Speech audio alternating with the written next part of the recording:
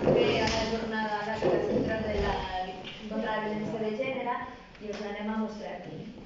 Moltes gràcies.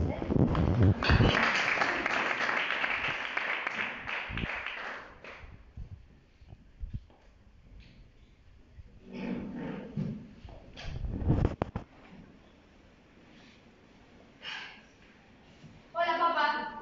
Ens acabem de conèixer. En realitat ens coneixem des que era ventre de la mare. Sentia la teva veu, sentia que sempre hi eres al nostre costat, cuidant de la mama i de mi. Eres com un Superman protector per a totes dues. Recordo que a la mama no li deixaves ni tan sols tastar el sushi. Moltes gràcies per tot el que has fet per nosaltres fins ara. Però ara vull parlar-te sobre un tema que em preocupa. Va sobre nois. Perquè, com acabes de descobrir, ja saps que em convertiré en una dona. I això vol dir que abans dels 14, els nois de la meva classe, en algun moment, ja m'hauran dit puta, meuca i moltes altres coses. Però no passa res, només ho fan per divertir-se. No t'has de preocupar. Potser que fins i tot tu ho hagis fet alguna vegada de jovenet. Potser vas donar algun copet al cul a alguna noia sense el seu permís, només per fer-te el valent. I estic segura que la teva intenció no seria mai ferir una noia. Quan compleixi el 16, més d'un intentarà ficar-me la mà als pantalons o entrar a la roba interior. I jo estaré tan beguda que no podré ni tenir mà dreta. Si em veiessis et moriries de vergonya. Una noia com jo, borratxa. Als 21 ja m'hauran violat. Aquell noi amb qui sortia, el que t'agradava tant perquè sempre em portava a casa en cotxe.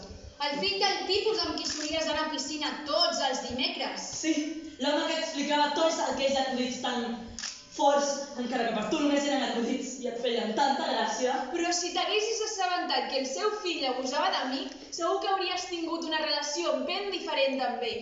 Però com ho havies de saber si ell només era un paio que explicava acudits i tu només volies ser amable amb ell? I de totes maneres no eres un tater. Però el seu fill, criat amb aquest tipus de bromes i en aquest entorn, sí que es va convertir en el meu assumpte. Però res d'això no importa, perquè al final coneixeré el meu príncep blau.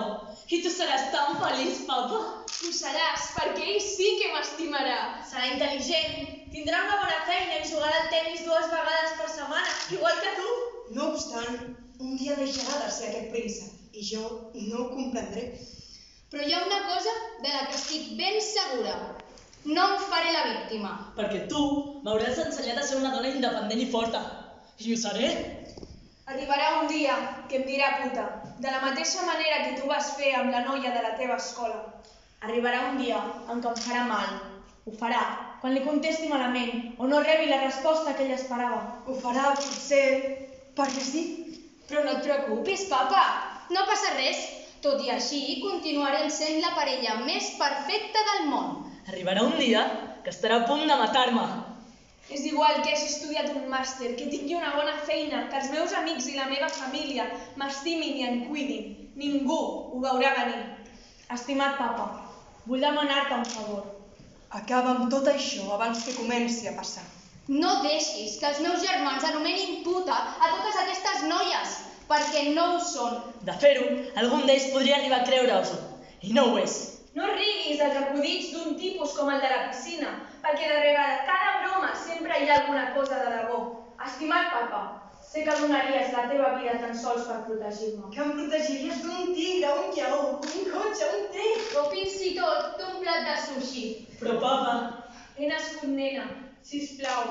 Fes tot el possible perquè aquest no sigui el més gran de tots els perills.